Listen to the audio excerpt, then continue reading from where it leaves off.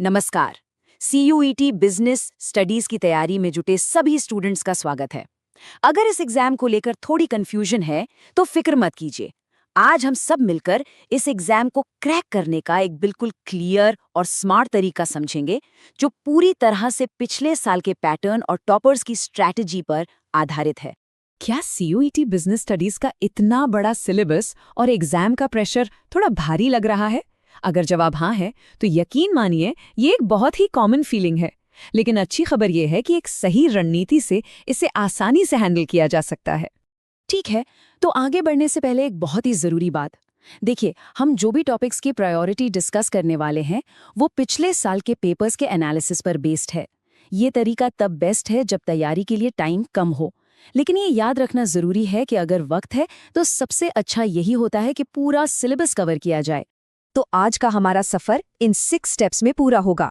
सबसे पहले हम CUET के कोड को समझेंगे, फिर एक स्मार्ट स्टडी का खाका तैयार करेंगे। इसके बाद अलग अलग तरह के सवालों को सॉल्व करने की ट्रिक सीखेंगे, 8 हफ्तों का एक एक्शन प्लान देखेंगे और हम एक AI स्टडी पार्टनर से भी मिलेंगे जो इस सफर में मदद करेगा। और आखिर में सारी बातों को समेटेंगे।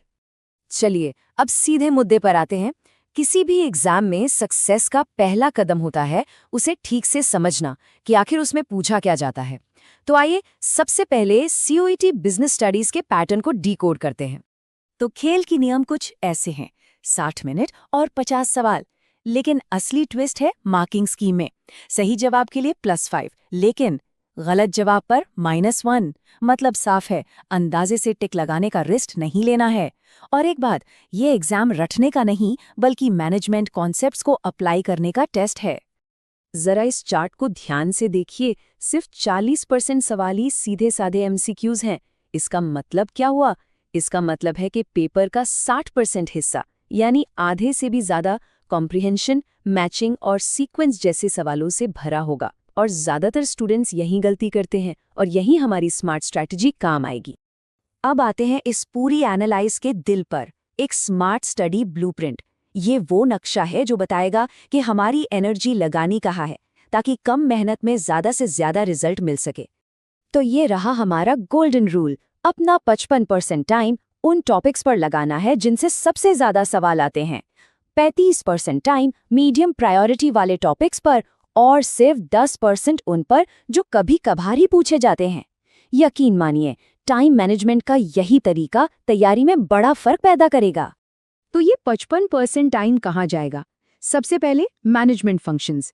जरा सोचिए, लगभग आधा पेपर यानी 50% सवाल सिर्फ प्लानिंग, ऑर्गेनाइजिंग, स्टाफिंग, डायरेक्टिंग और कंट्रोलिंग से आते हैं। इन टॉपिक्स को तो बहुत अच्छे से तैयार करना है। इसके बाद 10% फोकस बिजनेस, फिनेंस और मार्केटिंग मिक्स पर। बस इतना करने से ही पेपर का 70% हिस्सा हमारी मुट्ठी में होगा। अब बात करते हैं मीडियम प्रायोरिटी की। ये वो टॉपिक्स हैं जो स्कोर को अच्छा से शानदार बनाते हैं। मैनेजमेंट के सिद्धांत, बिजनेस एनवायरनमेंट और कंज्यूमर प्रोटेक्शन एक्ट। ये अक्सर मैचिंग और असर्शन रीजन जैसे ट्रिकी सवालों में पूछे जाते हैं।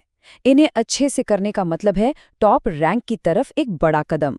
और आखिर में लो प्रायोरिटी टॉपिक्स। यहाँ हार्ड वर्क नहीं, स्मार्ट वर्क करना है। फाइनेंशियल मार्केट्स और एंटरप्रेन्योरशिप जैसे टॉपिक्स पर घंटों बिताने की कोई ज़रूरत नहीं। इनके लिए हमारा सुनहरा नियम है, सिर्फ और सिर्फ पिछले सालों के सवाल यानी PYQ सॉल्व करने हैं। बस इतना काफ़ी है। तो अब ये तो पता चल गया कि क्या पढ़ना है, लेकिन अब सवाल है कि कैसे पढ़ना है। ये सेक्शन हमें सिखाएगा कि हर तरह के सवाल को सॉल्व करने की सबसे असरदार स्ट्रैटेजी क्या है। ये स्लाइड समझिए एक सीक्रेट वेपन की तरह है। हर सवाल को क्रैक करने की ट्रिक यही है। जैसे कॉम्प्रिहेंशन में पूरा पैसेज पढ़ने के बजाय सिर्फ कीवर्ड्स ढूंढने हैं। मैचिंग वाले सवालों में जो 1-2 जोड़ी सबसे आसान लगे पहले उन्हें मिलाइए, जवाब खुद ब खुद मिल जाएगा। और सीक्वेंस वाले सवालों में बस पहला और आखिरी स्टेप पहचान लीजिए। ये छोटी छोटी ट्रिक्स एग्जाम में कीमती समय बचाएंगी। चलिए अब स्ट्रैटेजी को एक्शन में बदलने का टाइम आ गया है। ये 8 हफ्तों का एक्शन प्लान हमारी पूरी तैयारी को एक सिस्टमैटिक शेड्यूल में ढाल देगा। इस प्लान को देखिए, ये हमारी सफलता का रोड मैप है। पहले 2 हफ्तों में हम सबसे जरूरी टॉपिक्स प्लानिंग और कंट्रोलिंग को निपटाएंगे। साथ ही साथ मीडियम प्रायोरिटी के सवालों की प्रैक्टिस भी चलती रहेगी। अगले 3 से 6 हफ्तों में बाकी के हाई और मीडियम टॉपिक्स कवर होंगे और आखिरी के 2 हफ्ते वो सिर्फ और सिर्फ रिवीजन और टाइम लगाकर मॉक टेस्ट देने के लिए हैं। इस तरह एग्जाम आने तक सब कुछ टिप्स पर होगा। अब कुछ बहुत जरूरी नियम। क्या करना है? एनसीईआरटी की टेबल्स और पीवाईक्यूज को अपना बेस्ट फ्रेंड बना लेना है और हर मॉक टेस्ट घड़ी देखकर ही देना है। और क्या नहीं करना है? पूरे चैप्टर रटने की गलती नहीं करनी है और नेगेटिव मार्किंग की वजह से बिना सोचे समझे तुक्का तो बिल्कुल नहीं लगाना है। यही स्मार्ट तैयारी की असली पहचान है। तो अब हमारे पास प्लान भी है और स्ट्रैटेजी भी। लेकिन सबसे बड़ा सवाल ये है कि इस सब को असल में लागू कैसे किया जाए, और यहीं पर टेक्नोलॉजी हमारी मदद के लिए आती है।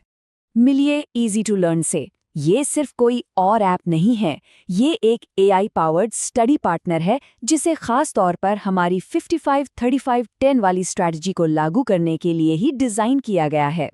ये तैयारी को बहुत आसान और असरदार बना देता है। एक बात बिल्कुल साफ समझ लीजिए, ये हमारी मेहनत का कोई शॉर्टकट नहीं है, बल्कि ये हमारी मेहनत के लिए एक फोर्स मल्टीप्लायर है। इसका मतलब है कि हम जो भी मेहनत अपनी एनसीईआरटी, स्कूल नोट्स या कोचिंग में कर रहे हैं, ये उसे कई गुना ज्यादा पावरफुल बना देगा। इसके 2 सबसे कमाल के फीचर्स हैं। पहला है गैप फिक्सर। ये पता लगाता है कि हम ठीक किस टॉपिक या किस कॉन्सेप्ट में कमजोर हैं। और दूसरा है 24x7 AI बडी। ये एक पर्सनल ट्यूटर की तरह है जो किसी भी वक्त हमारे डाउट्स क्लियर करता है। मतलब अब रात के 2 बजे भी कोई सवाल आए तो सुबह का इंतजार करने की जरूरत नहीं है। इसका एग्जाम रूम बिल्कुल असली परीक्षा जैसा माहौल देता है, जहां मॉक टेस्ट और पिछले साल के पेपर्स की प्रैक्टिस कर सकते हैं। और सबसे अच्छी बात, इसके रिपोर्ट्स बिल्कुल साफ-साफ बताते हैं कि हमारी तैयारी किस ट्रैक पर है, कौन सा टॉपिक मजबूत हो गया है और कहाँ अभी और काम करना बाकी है। सीधे शब्दों में कहें तो ईज़ी टू लर्न हमारी मेहनत को सही दिशा देता है। ये पक्का करता है कि पढ़ाई में लगा हमारा हर एक घंटा स्मार्ट तरीके से इस्तेमाल हो, जिससे हमारी तैयारी तेज और ज्यादा असरदार बन सके।